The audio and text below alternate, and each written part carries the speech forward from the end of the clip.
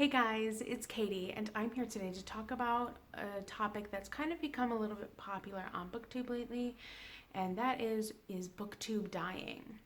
But I think we've all come to the conclusion that that is not the case, so I'm changing that a little bit, and I'm here to talk about whether or not Booktube is too saturated. And my answer is as follows. Yes, I think Booktube is very, very saturated. And here's why.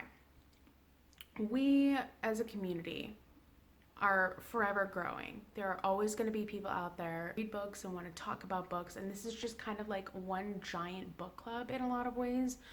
And that's really cool because we get to talk to people and meet people all over the world that read books that we like to read. We get to make all of these really lovely friends and things, and it's just a really, really cool experience. So, Booktube is definitely the furthest from dying. But I do think it's too saturated because there are so many of us out here making content, but there aren't necessarily enough people watching all the content. Booktube has been around since I think it really started to become a thing in like 2012 or so. And the thing about that is a lot of the booktubers that started out way back then are the ones that are the really huge booktubers that have, that have all of the subscribers and have all these viewers and do all this really cool content. And so for the people who are just starting out or who've only been here for a year or whatever, they don't necessarily have that because a lot of people have found the people that they watch and they have this certain community that they really like.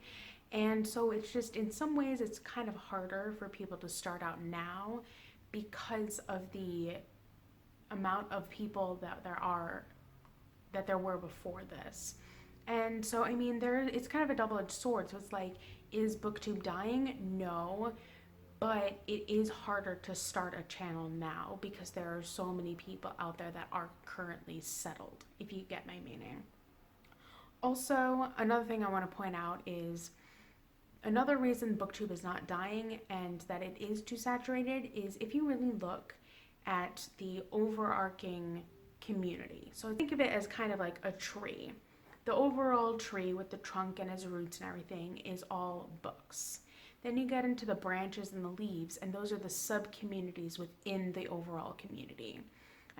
There is the SFF community, there's the YA community, there's the nonfiction. There are all of these sub-communities on Booktube. And within those sub-communities, some are definitely more prominent on Booktube than others. The SFF community is quite large. But then once again, there are kind of subcategories of SFF within the SFF community. You get what I'm saying? And it's the same thing as YA. YA is arguably the largest sub-community that we have on Booktube. It is explosive. Those channels and those people and that sub-community tends to be the one that people grow the quickest in and that people gravitate towards the most. And it's fascinating to watch because then you go over to some other sub-communities like the nonfiction community or the historical community and whatever.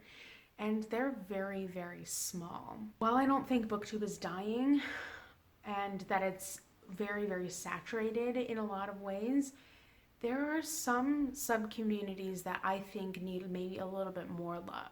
And that's not to say that we all have to love all of the other communities and whatever, but it's okay to watch people who don't have similar interests to you. I'm primarily part of the SFF community, but I watch a lot of YA content and I watch a lot of adult content and I follow some people who read nonfiction and history. I'm just part of all of these different sub-communities.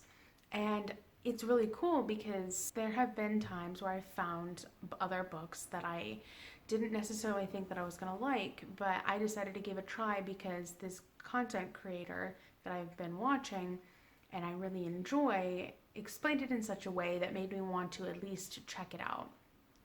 And another community on here that I'm sort of part of, but I don't really read any books in because they're just not my cup of tea, is the thriller community. in order for me to read a thriller, it needs to be kind of let's call it interdisciplinary, so intergenre. So it's like thriller plus historical fiction combined into one thing. That I love. But just straight up thrillers are not something I gravitate towards because I just find them boring and predictable and all kind of the same. And yet, there are quite a few people that I watch that read thrillers. So honestly, I'm just all over the board within the like sub communities, but I primarily live in the SFF community and adult fantasy at that. And it's interesting because it's just something that I've really noticed. I don't know why I picked up on it necessarily, but even the fact that YA is such an explosive community, that is the community that is still growing the most. That's the one that people gravitate towards the most, and it's in some ways the one that is still exploding. Whereas even though the SFF community is quite large, it's and also still growing, it's also harder to become a bigger channel with SFF. And I find that absolutely interesting because why would one sub community be more explosive than another? But also, those are the sub communities, at least that I've seen, that are the biggest. And yet one is still explosively growing and the other one is kind of stagnant. And I just find that absolutely fascinating. But that brings me to another point. There are some booktubers out there that make an effort to watch other content creators that are not necessarily within their sub-community. One thing that I really like about some people is like have a readathon that they're doing or a collab video that they're doing or whatever.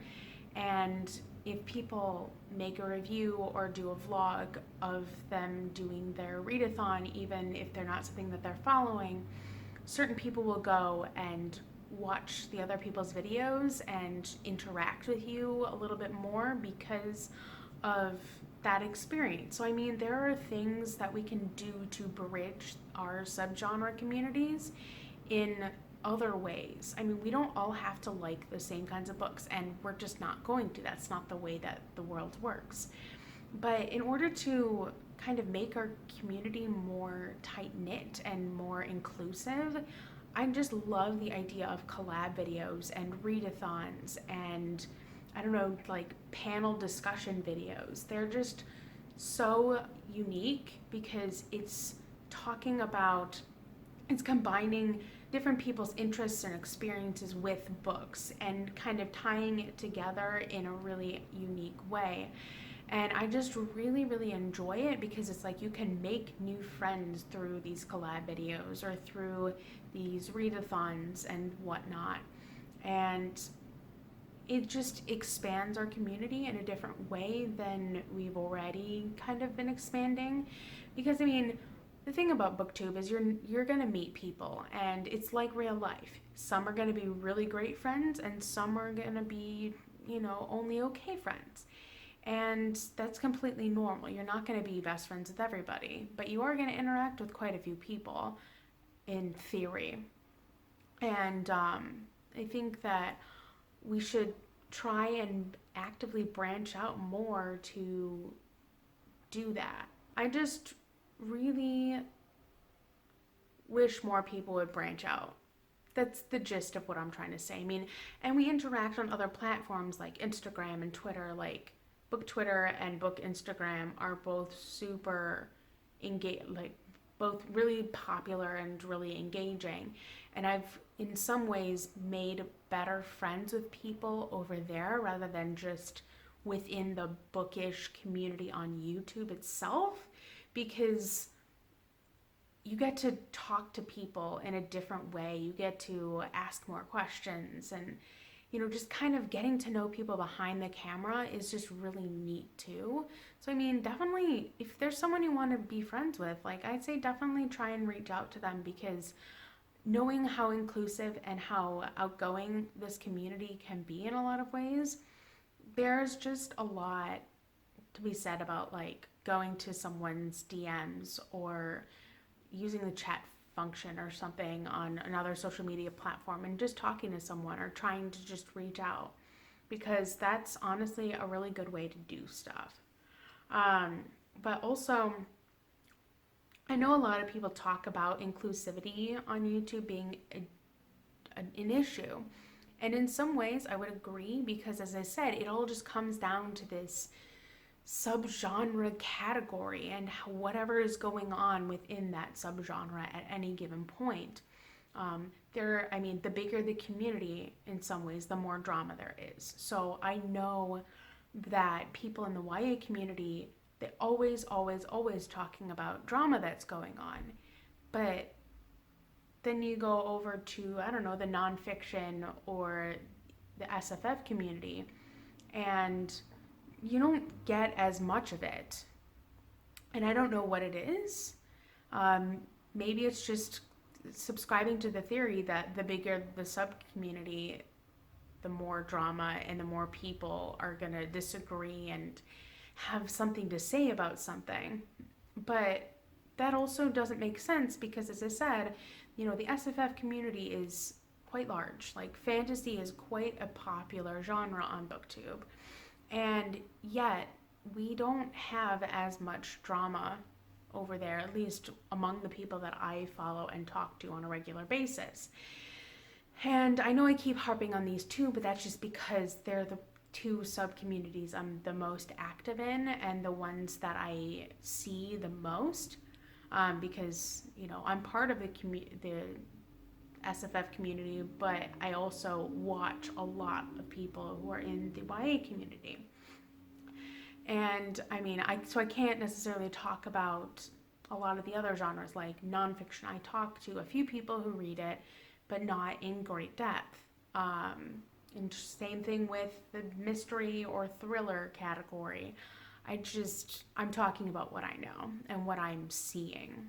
And basically, I guess the big takeaway from this video is just don't be afraid to branch out and kind of keep an eye on the sub-community aspect of Booktube, because it's really interesting to observe when you sit back and really think about it.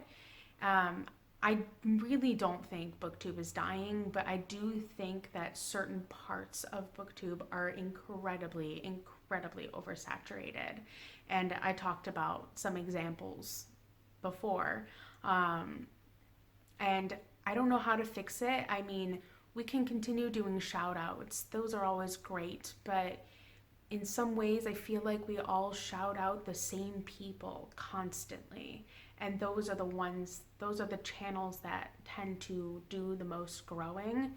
And because they're, what you see and who's popular at any given moment, those are going to be the people that get the more of the shout out. So it's like, I don't know, it's harder to dig and find really small, obscure booktubers when the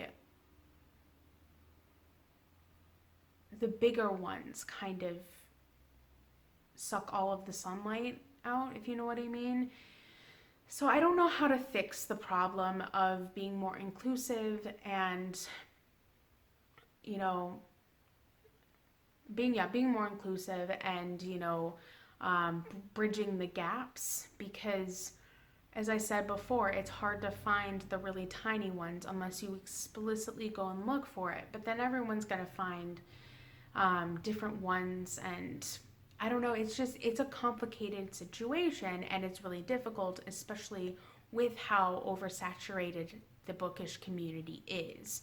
Because as I said before, there's such an inflow of people who are making bookish content, but not everyone is going to watch everyone. Everyone has their sub-community that they're part of, or certain people that they enjoy to watch in a limited amount of time, that it's just hard to branch out and meet other people and look for other people.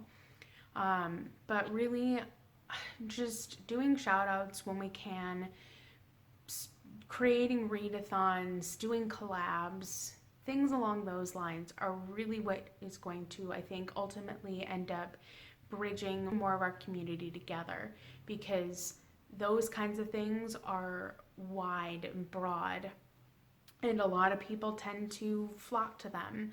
So just, I don't know, make an effort to do more community group building activities, if you want to call them that, and see what happens. Probably going to be a lot of trial and error before we finally start to kind of find a thing that really works for all of us. But honestly, it's going to have to cater to these sub-communities in some ways, because, you know, everyone has their comfort zone and everyone has the books that they like to read. Not everyone likes to read the same thing. And so, I mean, I have a feeling there's always going to be that kind of a rift within the sub-communities and within the overall community, because we all have specific genres that we just gravitate towards. And we don't necessarily want to all watch content that don't necessarily cater to those interests. It's just a constant double-edged sword. So just big takeaways for this whole video.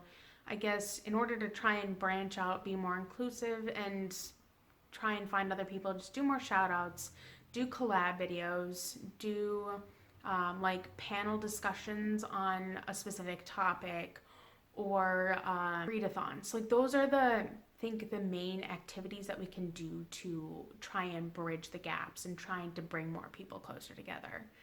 But yeah, I don't know. I'd be curious to hear what some of your thoughts are, if you have suggestions for trying to desaturate the bookish community and try and bridge the gaps and try and make things more inclusive. Definitely let me know down below in the comments, or, you know, feel free to come over on Twitter and at me or DM me or something, and we can talk about it further. Because I feel like ultimately the solution is up to us. There's really no other way that we're going to fix it except for if we do it ourselves. But other than that, you guys know the drill. As I said, I have a Twitter, which is @ASeaofTomes, which is the same as my handle here. And I also have a Goodreads, which is also linked down below, where you can come check out and see what I've been reading and follow along on my progress and just see what my general thoughts are before I come and scream at you about them over here. But other than that, I'll catch you later in another video soon. Bye!